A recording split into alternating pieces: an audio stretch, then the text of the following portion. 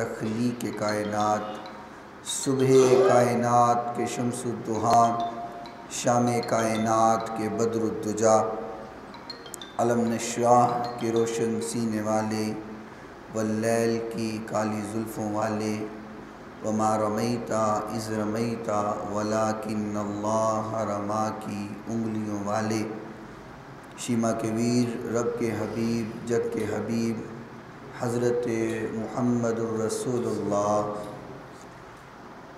صلی اللہ تعالی علیہ وآلہ وصحبہ وبارک وسلم، آپ کی ذات کے لیے، آپ کی پاکیزہ آل کے لیے، اور صبح قیامت تک آپ سے محبت اور عشق کرنے والوں پر اللہ اپنی کروڑوں رحمتوں کا نزول فرمائے۔ آج کے اس مختصر وقت میں جس بات کو عرض کرنے کا ارادہ رکھتا ہوں، اللہ رب العزت کے بعد اگر سب سے زیادہ مقام کسی ذات کا ہے تو وہ آقا کائنات علیہ الصلاۃ والسلام کی ذات کا ہے۔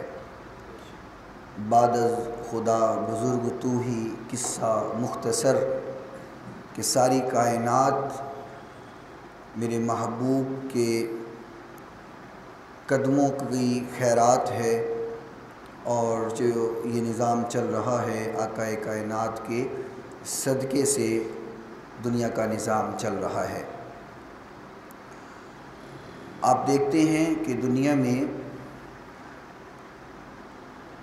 کوئی چیز ہم جب مارکیٹ سے لینے جاتے ہیں تو وہ الیکٹرانکس کی چیز ہو یا کوئی چیز ہو تو اس کے ساتھ ایک بک ملتی ہے جس کو ہدایت نامہ کہا جاتا ہے، انسٹرکشنز بک کہا جاتا ہے۔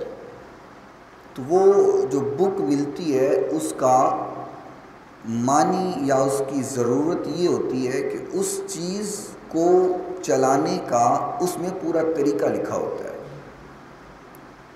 آپ کوئی چیز لے لیں، آپ کوئی واشنگ مشین لے لیں یا کوئی موبائل لے لیں یا کوئی بھی چیز مارکیٹ سے جب لیتے ہیں تو اس کے ساتھ ایک بک ہوتی ہے، اس کے اندر اس چیز کو چلانے کا طریقہ لکھا ہوتا ہے۔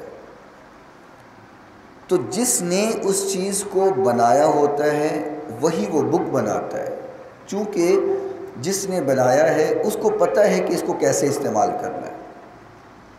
تو اس کے اندر یہ چیزیں موجود ہوتی ہیں کہ اگر صحیح طریقے سے اس کو استعمال کیا جائے گا تو اس کی زندگی بڑھ جائے گی، لیکن اگر غلط طریقے سے اس چیز کو استعمال کیا جائے گا تو خراب ہو جائے گی۔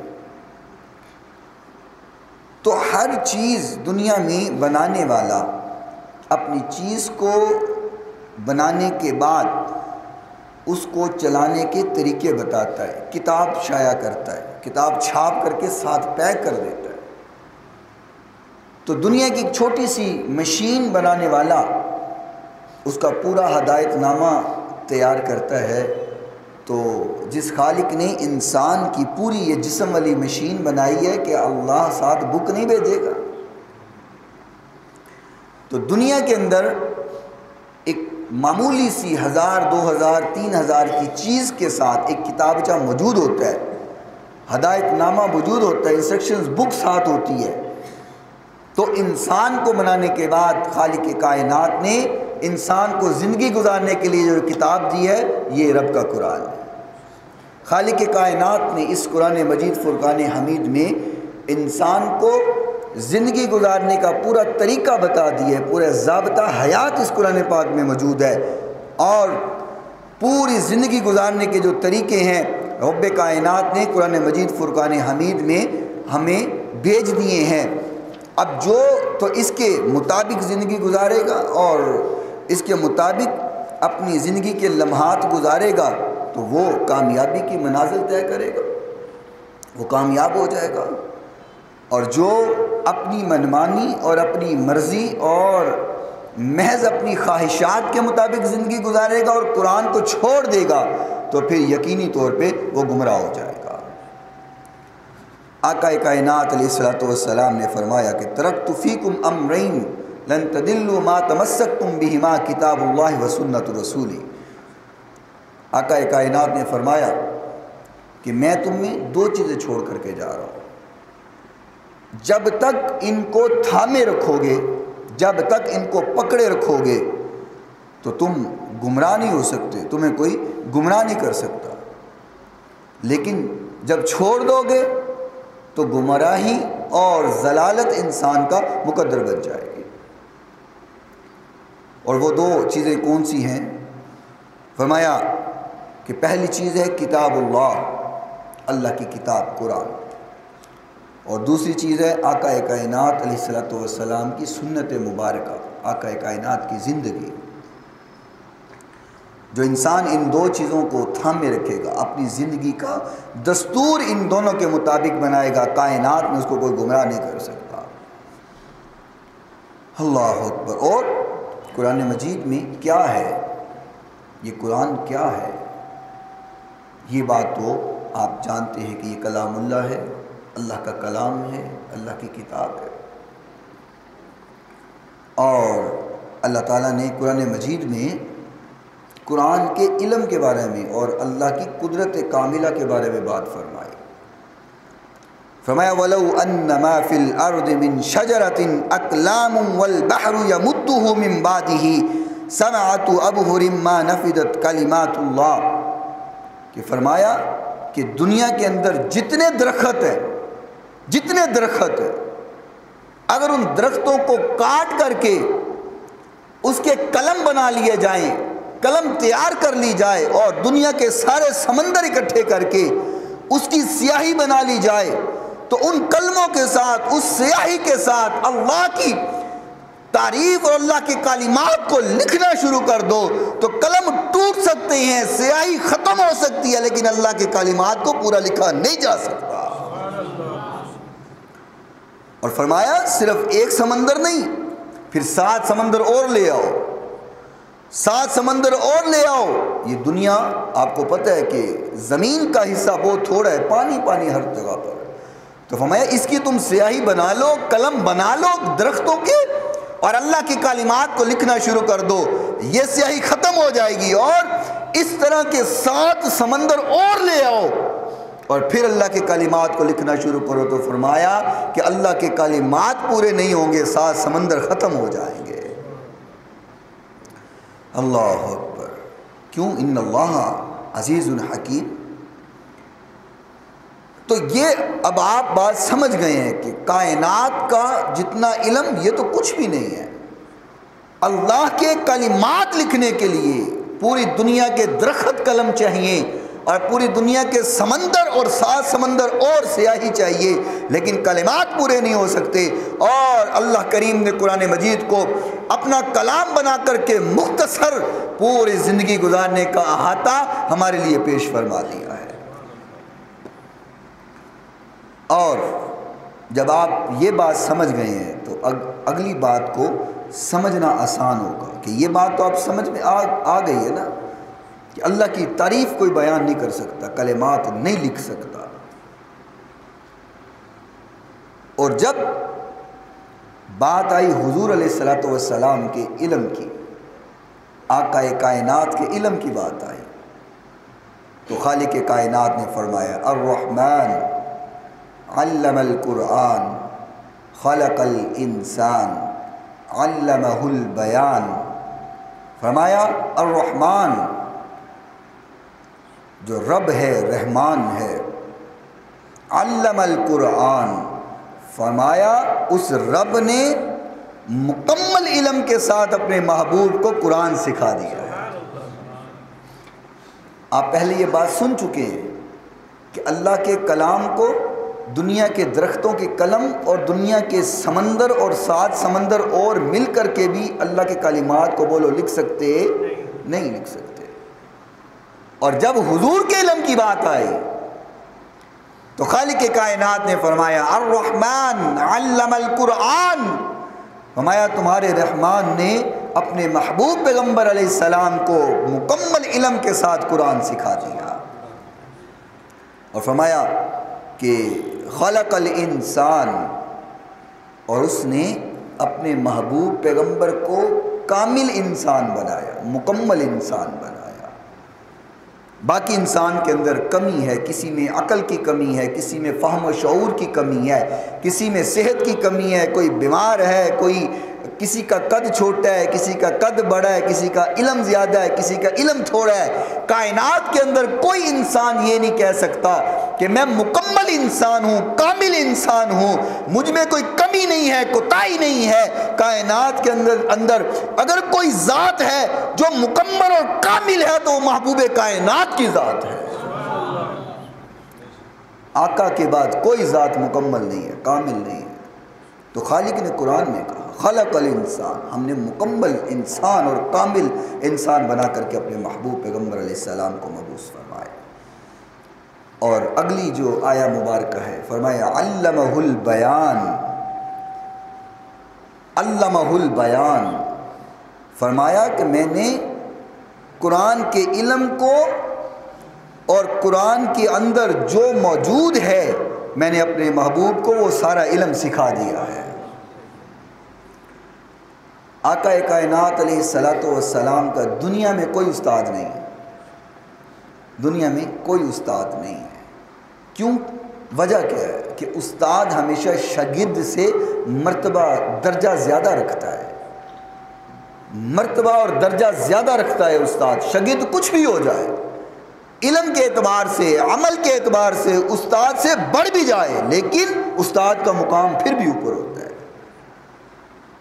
تو خالق کائنات نے اپنے محبوب کا دنیا میں کوئی استاد نہیں بنایا، فرمایا محبوب سیکھنا آپ نے ہے تو سکھانا میں رب نے ہے۔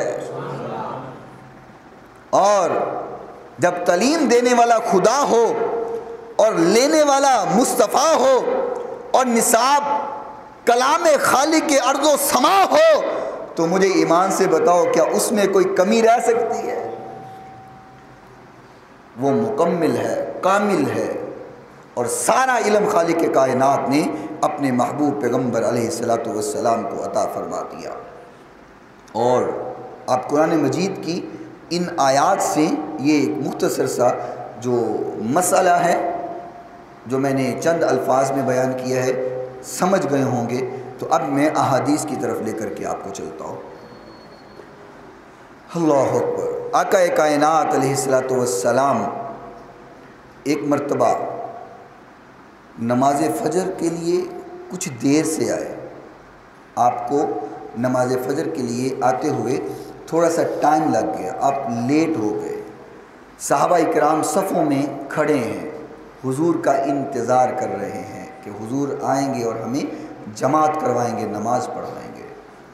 حضور علیہ السلام تاخیر ہو گئی، لیٹ آئے تو صحابہ اکرام فرماتے ہیں اتنی تاخیر ہو گئی کہ ہمیں ڈر لگنے لگا کہ سورج طلوع ہو جائے گا، سورج نکل آئے گا، صبح ہو جائے گی۔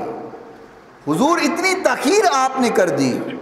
جب آقا کائنات علیہ السلام تشریف لائے، چونکہ وقت تھوڑا تھا، حضور نے مختصر اختصار کے ساتھ نماز پڑھائی، صحابہ اکرام نے نماز ادا کی تو حضور علیہ السلام نے فرمایا کہ میرے صحابہ کیا تمہیں پتہ ہے میں لیٹ کیوں ہوا ہوں؟ مجھے آنے میں تاخیر کیوں ہوئی ہے؟ ٹائم کیوں لگ گیا؟ میں کیوں لیٹ ہوا ہوں؟ تو صحابہ اکرام نے فرمایا یا رسول اللہ بالکل آپ فرمائیے۔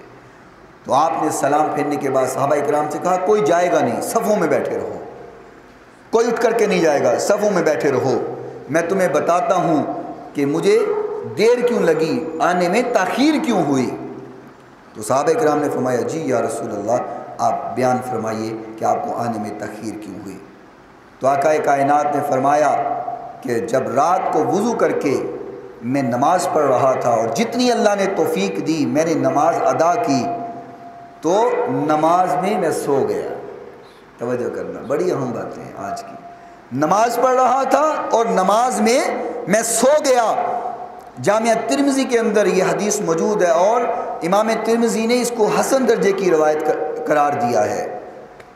فرمایا نماز پڑھتے ہوئے میں سو گیا تو جب میں نے غور کیا تو میں اپنے رب کے حضور کھڑا ہوا تھا۔ پھر بولو سبحان اللہ۔ یہ حضور کی شان ہے کہ رب جب چاہے اپنے پاس بلا لے۔ جسمانی معراج تو ایک ہوئی نا، اور روحانی معراج تو نہ جانے کتنی بار اللہ نے کرائی اپنے محبوب کو، کہ تیری معراج تو کہاں تک پہنچا اور میری معراج کہ میں تیرے قدموں تک پہنچا۔ آقا کائنات علیہ السلام نے فرمایا کہ جب میں نے غور کیا تو میں اللہ کے سامنے تھا، اللہ کے حضور میں تھا، اور میں اللہ کو دیکھ رہا تھا جو اللہ کی شان تھی۔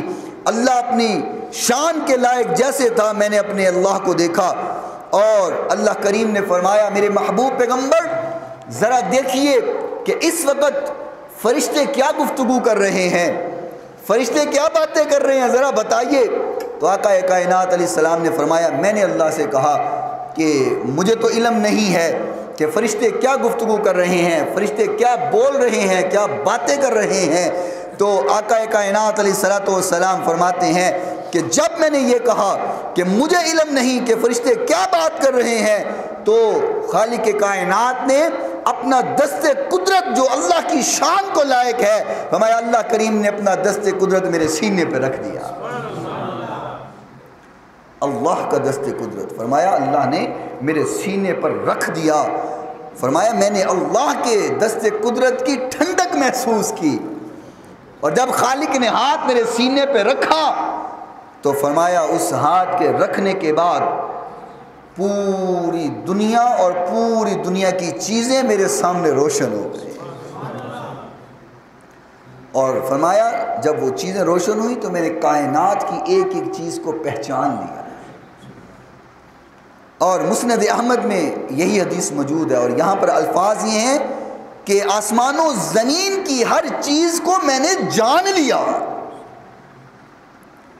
اور جامع ترمذی کی دوسری روایت کے اندر فرمایا کہ جب اللہ نے میرے سینے پہ ہاتھ رکھا تو مشرق و مغرب کی ہر چیز میرے سامنے تھی، اور مشرق و مغرب کی ہر چیز کو میں دیکھ بھی رہا تھا، پہچان بھی رہا تھا، جان بھی رہا تھا۔ یہ میرے محبوب کا علم ہے۔ لوگ کچھ کہتے رہے کہ حضور کو دیوار کے پیچھے کا پتہ نہیں، معاذ اللہ حضور کو خبر نہیں، حضور کو علم نہیں، حضور کو پتہ نہیں۔ میں نے کہا فرق اتنا ہے کہ تم بھی احادیث کی کتابیں کھولتے ہو، ہم بھی احادیث کی کتابیں کھولتے ہیں، فرق اتنا ہے کہ ہم حضور کی عظمت بیان کرنے کے لیے احادیث کو کھولتے ہیں، اور تم حضور میں نقص تلاش کرنے کے لیے احادیث کو کھولتے ہو۔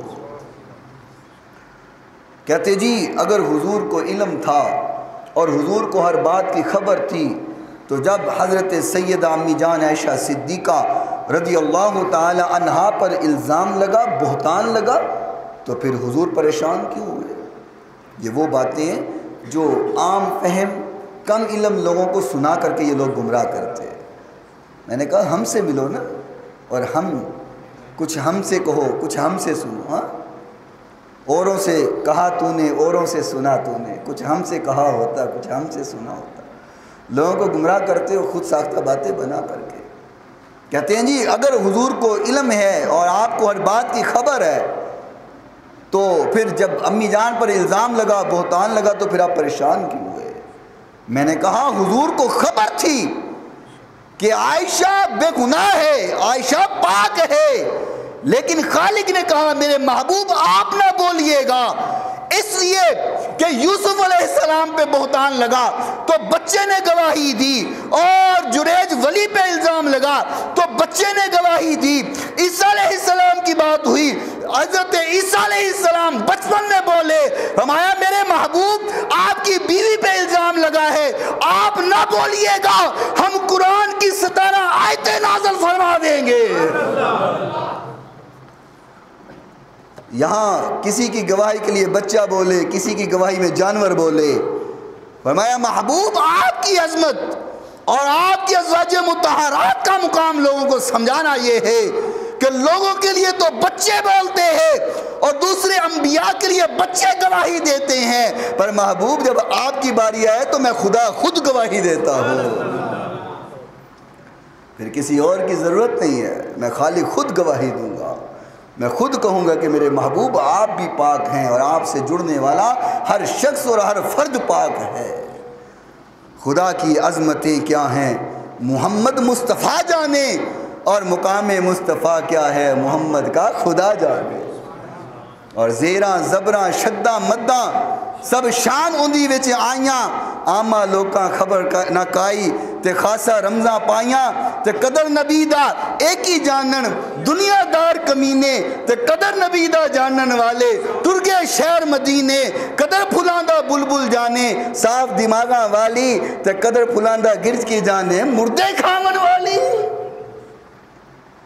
حضور کی عظمت سمجھنی ہے، حضور کا علم سمجھنا ہے۔ کہتا ہے میں سمجھ نہیں آندی، میں حضور دا علم غیب نہیں ماندا، میں کہ تو نہ من تیری اوقات کی ہے، تیرے نہ ماننے سے فرق کیا پڑتا ہے، میرے محبوب کی عظمت و مقام تو وراء الورا ہے۔ اللہ اکبر۔ اگلی حدیث سماعت فرمائے، صحیح بخاری شریف کی حدیث ہے، اور حدیث کی راویہ حضرت اسماء بنت ابی بکر رضی اللہ تعالی عنہا، اور حدیث کس کتاب کی ہے جی؟ بخاری شریف کی۔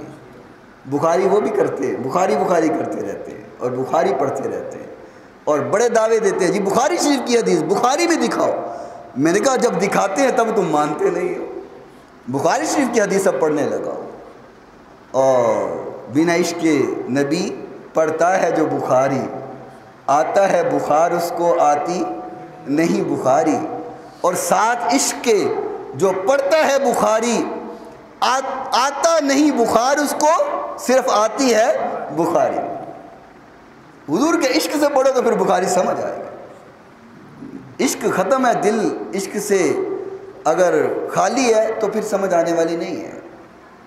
اللہ اکبر۔ جلوے تو حضور کے وہی تھے، وہی جلوے ابو بکر صدیق نے دیکھے تو مان لیا، اور وہی جلوے دیکھ کر کے ابو جہل نے نہیں مانا تو جہل رہا۔ جلوے تو حضور کے وہی تھے، حضور کا چہرہ انور تو وہی ہے۔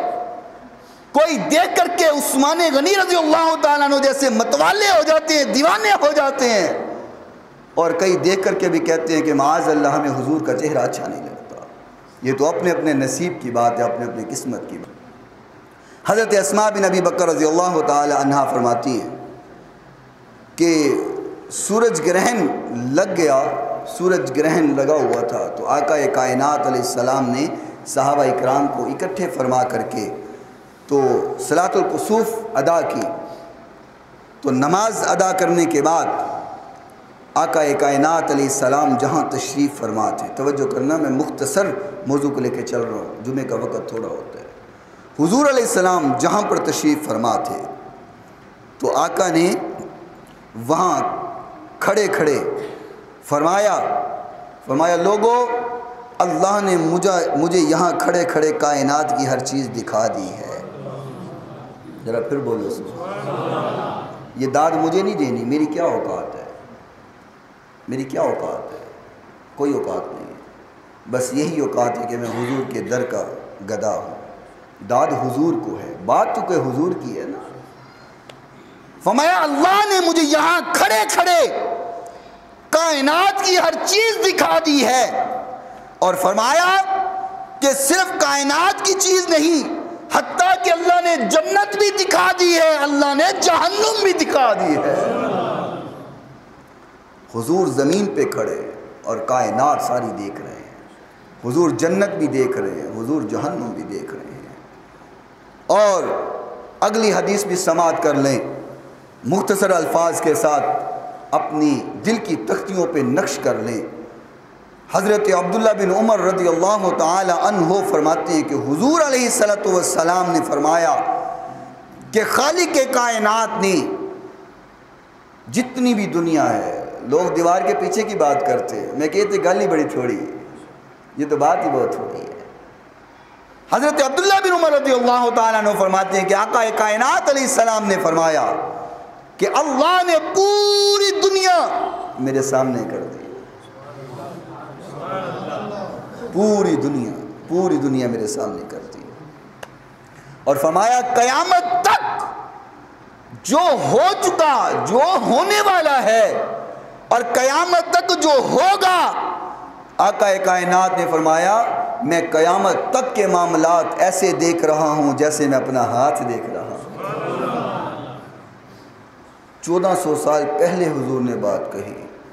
فرمایا جیسے میں اپنی ہتھیلی دیکھ رہا ہوں، اپنا ہاتھ دیکھ رہا ہوں، ایسے میں قیامت تک کے سارے معاملات دیکھ رہا ہوں، سارے احوال دیکھ رہا ہوں، اللہ نے میرے سامنے کر دیے ہوئے.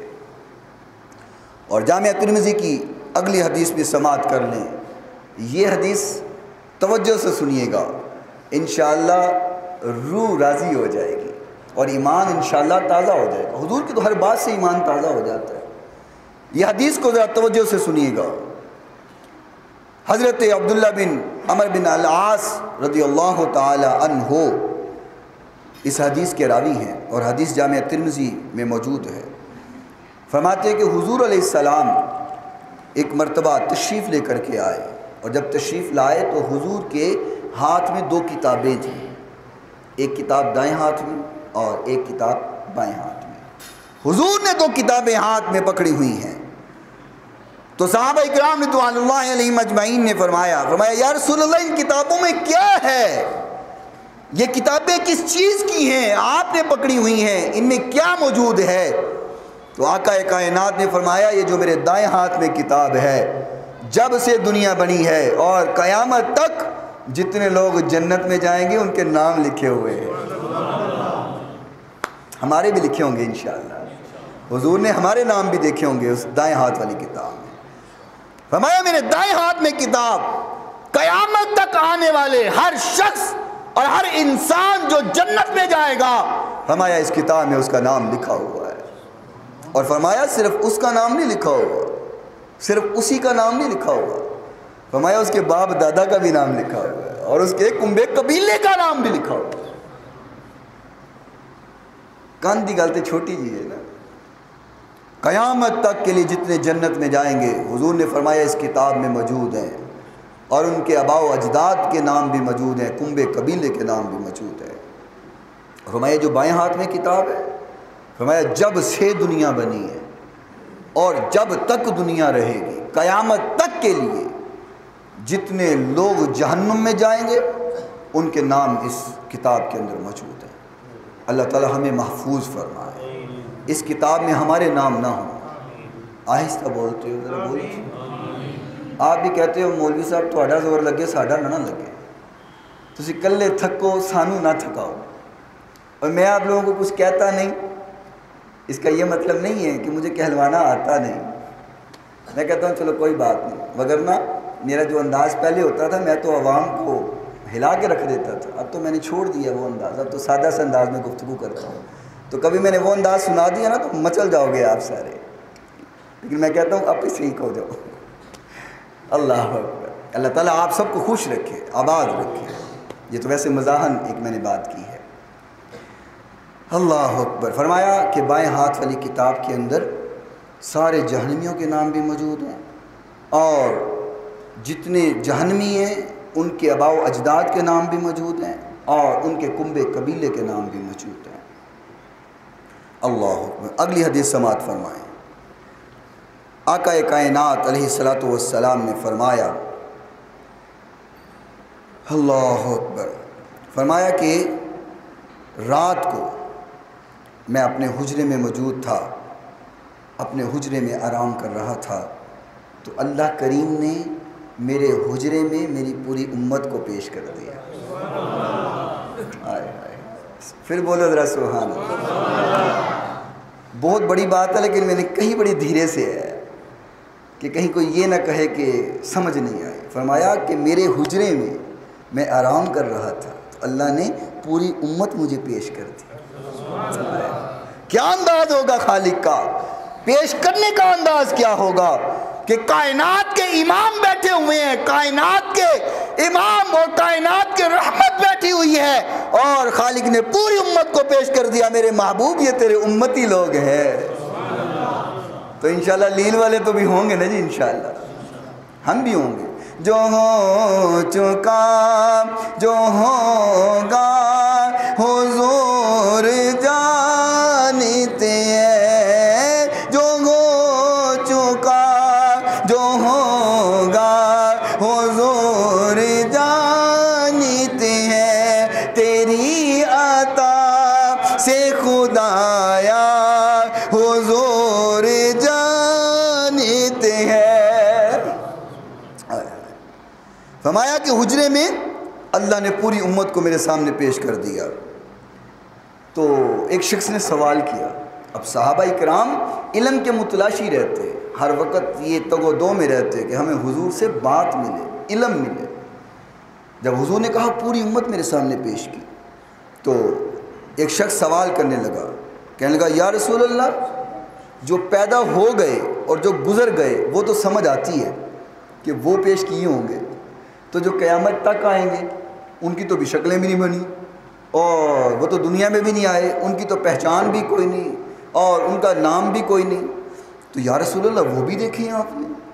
تو حضور نے فرمایا ہاں، قیامت تک کے لیے جتنے لوگ ابھی پیدا ہونے ہیں اور انہوں نے دنیا میں آنا ہے، فرمایا اللہ نے ان کی مٹی بھی مجھے دکھا دی ہے، ان کی مٹی میرے سامنے پیش کر دی ہے. اور فرمایا کہ میں ہر شخص کو جو میری امت کا ہے، فرمایا ہر شخص کو جو قیامت تک میری امت کے لوگ آنے والے ہیں، فرمایا میں ہر اپنے امتی کو ایسے پہچانتا ہوں جیسے تم اپنے دوستوں کو پہچانتے ہو. تو ہمیں بھی حضور پہچانتے ہیں. حضور کا فرمان کائنات بدل سکتی ہے، آقا کائنات کا بیان نہیں بدل سکتا. حضور نے فرمایا جیسے تم دوست کو پہچانتے ہو، اپنے سنگی کو پہچانتے ہو، قریبی کو پہچانتے ہو، فرمایا میں اپنے ہر امتی کو پہچانتا ہوں. اللہ، چلو میں آپ کے اندر بیٹھتا ہوں، مجھے پہچانتے ہو کہ نہیں پہچانتے ہیں جی؟ مجھے پہچاننے میں کبھی کوئی دقت تو نہیں ہوگی آپ کو؟ آپ لوگ بیٹھے ہوں اور میں آ جاؤں تو کوئی مشکل تو نہیں ہوگی ہیں جی؟ ہولی بول دے، ہو سکتا ہے نہ پہچانو. پہچان لو گے کہ نہیں پہچانو گے؟ نہیں مانگتا آپ سے پوچھیے، پر پہچانو گے کہ نہیں پہچانو گے؟ اچھا، یہ مسئلہ حل ہو گیا کہ آپ اگر مجھے پہچانتے ہیں تو آپ بیٹھے ہوں تو میں آ جاؤں تو مجھے پہچان جائیں گے. تو جب حضور ہمیں پہچانتے ہیں اور قیامت کے روز حضور کے سامنے جائیں گے تو حضور نہ پہچان لیں گے؟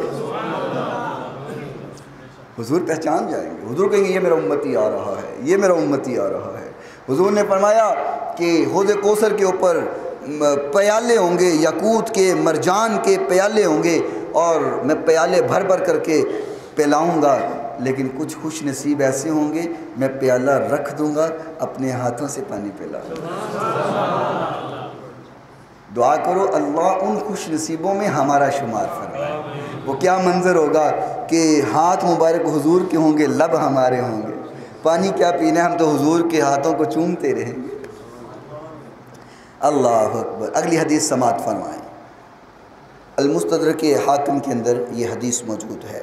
حضرت عبداللہ بن مسعود رضی اللہ تعالی عنہ اس حدیث کے راوی ہیں. دیکھو حضور تو جو بات ہے آج کی نہیں، کل کی بھی بتا رہے، پرسوں کی بھی بتا رہے، اور قیامت تک کی بات بتا رہے. اور اب بھی کوئی کہے کہ حضور کو پتہ نہیں، حضور کو علم نہیں، تو پھر اس کا اپنا نصیب ہے، اس کا اپنا نصیب ہے. حضرت عبداللہ بن مسعود رضی اللہ تعالی عنہ فرماتے ہیں کہ آقا کائنات علیہ الصلوۃ والسلام کے پاس میں موجود تھا، حاضر تھا. تو حضور نے فرمایا کہ صحابہ ابھی تمہارے پاس ایک شخص آئے گا، اور وہ جو شخص آئے گا وہ جنتی ہوگا. بولو نا، جو شخص آئے گا وہ جنتی ہوگا. مستقبل کی بات ہے، آنے والے وقت کی بات ہے، پر حضور بتا رہے فرمایا وہ جنتی ہوگا، جنت میں جانے والا ہوگا. تو صحابہ فرماتے ہیں ہم بھی دیکھ رہے تھے کہ وہ جنتی کون ہوا، تو سیدنا ابو بکر صدیق آ گئے. فسلام ثم جلسا، انہوں نے سلام کیا، پھر تشریف فرما ہوئے بیٹھ گئے. اور ایک اور حدیث حضور علیہ السلام نے فرمایا کہ تمہارے پاس ابھی تھوڑی دیر بعد، ابھی کچھ دیر میں کچھ جنت کے نوجوان آئیں گے، اہل جنت نمودار ہوں گے، اہل جنت آئیں گے. تو صحابہ فرماتے ہیں جب ہم حضور یہ فرماتے تھے تو ہم پھر متوجہ ہو جاتے تھے، پوری توجہ سے دیکھتے تھے کہ کون خوش نصیب آنے والا ہے، کہ جو ابھی آیا نہیں ہے حضور نے جنتی بنا دیا ہے. اللہ اکبر. فرمایا صحابہ اکرام متوجہ ہو گئے اب کون آنے والا ہے. تو فرمایا ہم دیکھ رہے تھے تو سیدنا عمر فاروق رضی اللہ تعالی عنہ آ گئے۔ حضور نے پھر فرمایا اب بھی جو آئے گا وہ بھی جنتی ہوگا۔ بولو نا یار، اب بھی جو آئے گا وہ بھی، بولو وہ بھی جنتی ہوگا۔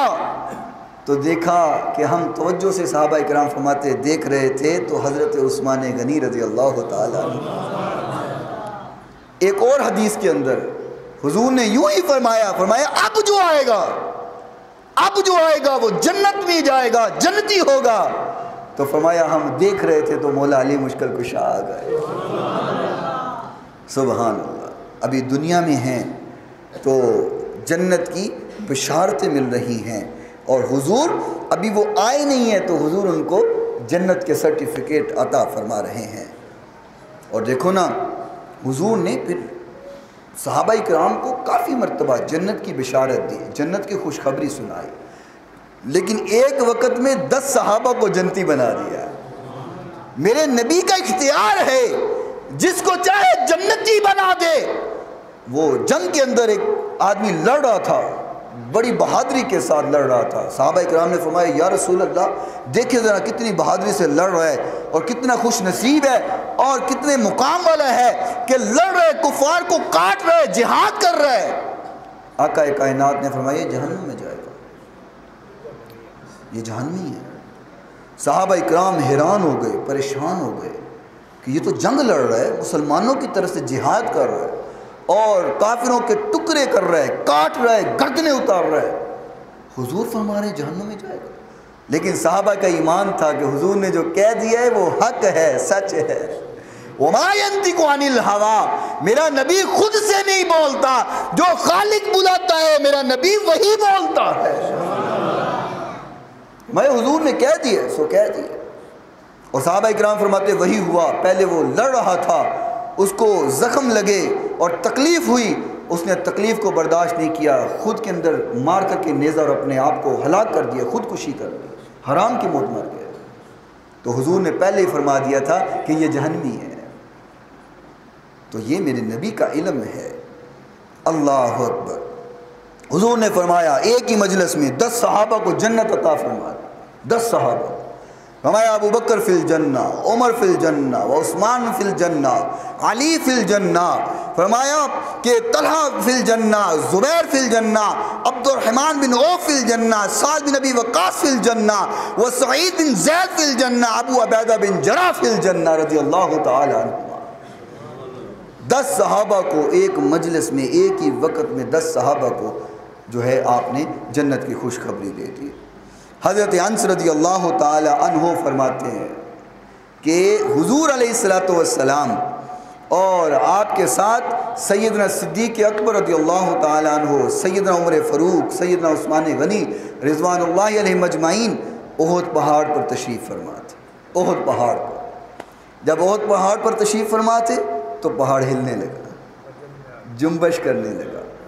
لوگ کہتے ہیں ہلنے لگا، میں نے کہا ہلنے نہیں لگا، حضور کی خوشی میں جھومنے لگا، حضور کی خوشی میں جھومنے لگا۔ کیونکہ حضور جہاں پر بیٹھ جائیں اس جگہ کا مقام کیا ہو سکتا ہے۔ اور میں کہا کرتا ہوں کہ موسیٰ علیہ السلام جہاں پر پہنچے تو وہ تجلی بنتا ہے، ابراہیم علیہ السلام کی جہاں قدم لگیں وہ مصلی بنتا ہے، اور جہاں پر آقا کائنات کے قدم لگے وہ عرش معلی بنتا ہے۔ پہاڑ جنبش کرنے لگا، ہلنے لگا۔ تو راوی کہتا ہے کہ شاید حضور نے یوں پیر مارا، یوں، یہ توجہ کریں، آپ نے اپنی ایڑی مبارک اس طرح پہاڑ کو ماری۔ فرمایا پہاڑ ہلنا، تجھے نہیں پتا کہ تیرے اوپر ایک نبی، ایک صدیق اور 2 شہید بیٹھے ہوئے ہیں؟ ابھی شہید ہوئے؟ بولیں شہید نہیں ہوئے، لیکن حضور خبر دے رہے ہیں۔ فرمایا پہاڑ ہلنا، تیرے اوپر 2 شہید بیٹھے ہوئے ہیں۔ اور آخری حدیث سماعت کریں، وقت ختم ہو گیا ہے۔ جنگ موتا کا موقع ہے، اور حضور علیہ السلام نے قافلہ روانہ فرمایا۔ حضور مدینے میں موجود ہیں، توجہ کیجئے گا، مدینے میں موجود ہیں، اور جنگ موتا ملک شام میں ہو رہی ہے۔ اور جب حضور نے قافلہ روانہ فرمایا فرمایا میں جو جھنڈا ہے سپہ سلاری کا وہ حضرت زید کے ہاتھ میں دوں گا تو فرمایا زید شہید ہو جائے گا. پھر بول. ابھی قافلہ روانہ نہیں ہوا، مارکا شروع نہیں ہوا، جنگ شروع نہیں ہوئی. حضور فرما رہے ہیں زید کو جھنڈا دوں گا، زید شہید ہو جائے گا. اور فرمایا اس کے بعد جھنڈا جعفر پکڑ لیں گے، فرمایا وہ بھی شہید ہو جائیں گے. اور پھر جھنڈا عبداللہ بن رواحہ پکڑ لیں گے، فرمایا وہ بھی شہید ہو جائیں گے. فرمایا اس کے بعد جس کو مرضی جھنڈا دے دینا. بڑا لمبا واقعہ ہے، مختصر الفاظ میں بیان کر رہا ہوں. قافلہ صبح روانہ ہو گیا، نماز کے بعد قافلہ روانہ ہو گیا. جنگ شروع ہو گئی، مارکا شروع ہو گیا. حضور صحابہ کرام میں بیٹھے ہوئے مدینے میں بیٹھ کر کے حضرت زید شہید ہوئے. حضور نے فرمایا صحابہ زید شہید ہو گئے.